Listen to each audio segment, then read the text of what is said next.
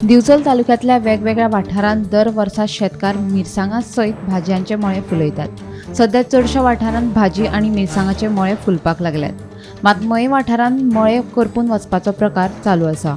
मिरसांगाची रोपां करपत आशिल्ल्यान 2 ते 3 फावटी परत लागवड करची पडली अशी खंत शेतकारांनी उक्तायला।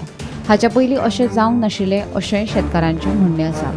पयलीं रोपो लायलो आमी कितें तो सगळो मेलो, परत आमी भरलो कितें आनी आतां मातसो हें जाता कितें परत करपाचा करपाता। कित्याक लागून अशें दिसता बरें तुमकां? आमी वखद मारले, सगळें मारले, मूत घातले, ते सगळें करूंक आयता आमी प्रयोग केलो।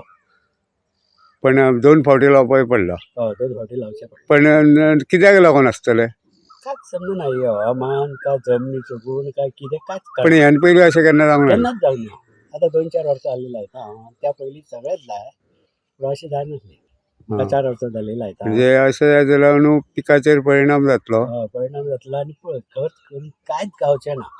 तशें आतां पळोव अजून जावंक ना न्हू पूण हे रोपे मारतात कशे? रोपे आतां कशें मरता तेच आमकां प्रश्न पडला न्हू। कशें पडटा तेच मरता तेच कळना। वर्सां आतां इतके आमी रोपे लायता म्हटल्यार केन्ना असो रोपो जावंक नासलो। ही पानां लीप तिची अशी कुटलेल्या भाशेन कोमरीच येयना तेंकां। कोमरेन सुद्दां हे जावन येता पानां बावन सारकी आनी रोपो उब्बो मारता। अंदू आमी जो रोपो जो लायलो न्हू तेतूनसून तो लायलो म्हणल्यार आयना घालून आमी लायलो, पूण कितें जालें तो जालो सादारणसो जालो आनी तो मरोंक लागलो। कित्याक लागून मरता कसो तो कांयच कळना। आता कितले फावटी लायला तुम्ही? परतून आमी आतां हो दुसरे फावट परत लायलो।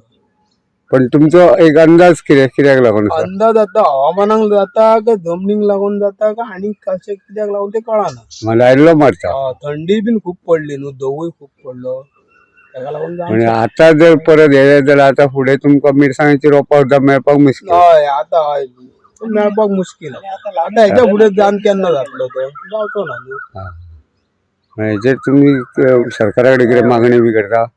सरकारा कडेन मागणी म्हणजे कितें, ही लुकसाण भरपाई आतां कशी कितें ती सरकारान पळोवपाची।